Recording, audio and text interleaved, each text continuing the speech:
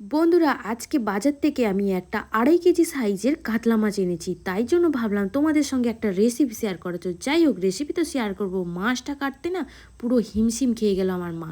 মা দোকানে ছিল, মাকে তাড়াহুড়ো করে ডেকে বলছি যে একটা 2.5 কেজি সাইজের মাছ এনেছি, তুমি আসো কাটবে।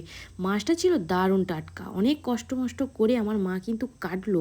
মানে খুবই কষ্ট হচ্ছিল, মাথাটা কাটতেই অনেকক্ষণ লেগে গেলো। যাই হোক, কাটাকুটি করার পরে মাছটা ভালো করে ধুয়ে নিয়ে লবণ, হলুদ, লঙ্কা গুঁড়ো আর একটু লেবু রস দিয়ে ভালো করে মাখিয়ে প্রায় 20 থেকে 25 মিনিট রেখে নিলাম। 20-25 মিনিটের ফাঁকে এখানে একটা মশলা বানিয়ে নিই। পোস্ত সর্ষেটা বেটে নিয়েছি এবং আদা রসুন বাটাটা দিয়ে দিলাম, জিরে গুঁড়ো দিয়ে দিলাম, হলুদ গুঁড়ো, টক দই। আর আজকে আমার ক্যামেরা ধরার কেউ নেই, যার জন্য ক্যামেরাটা ধরতে মানে খুব অসুবিধা হচ্ছিল, এক হাতে করতে হচ্ছিল।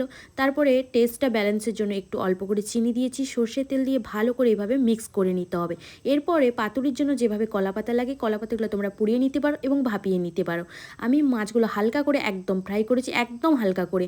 তারপরে মাছগুলো ভালো করে দিয়ে মিক্স করে নিচ্ছি। এইভাবে একটা কলাপাতা নিয়ে নিতে হবে, এর মধ্যে একটা মাছ দিয়ে দিতে হবে, 1 পিস করে অবশ্যই তোমরা মাছ দেবে। এর উপরে একটা কাঁচা লঙ্কা দিয়েছি, ভালো করে এবার মুড়ে নিতে হবে।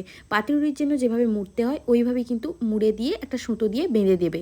এরপরে আমি কি করেছি, একটা সাদা থালা নিয়েছি, কিন্তু থালা নিয়ে গরম জল ফুটছে, এভাবে আমি থালাটা দিয়ে দিলাম। তোমরা চাইলে তেলেও ফ্রাই করতে পারো, আমি কিন্তু তেলে আগে করেছি বলে এখন জলে স্টিম করে নিচ্ছি। প্রায় 25 থেকে 30 মিনিট এভাবে ঢাকা দিয়ে রাখবো। ঠান্ডা হয়ে গেলে গরম গরম ভাতের সঙ্গে কিন্তু সার্ভ করো কাতলা পাতুরি। টেস্ট নিয়ে তো এই কাতলা পাতুরি নিয়ে কোনো কথা হবে না। এই কাতলা পাতুরি তোমরা যদি একবার খাও, তোমরা ভেটকি পাতুরি খেতে ভুলেই যাবে। সত্যি বলতে এত টেস্ট ছিল, আর মাছটা বড় থাকার কারণে আরও বেশি টেস্ট ছিল।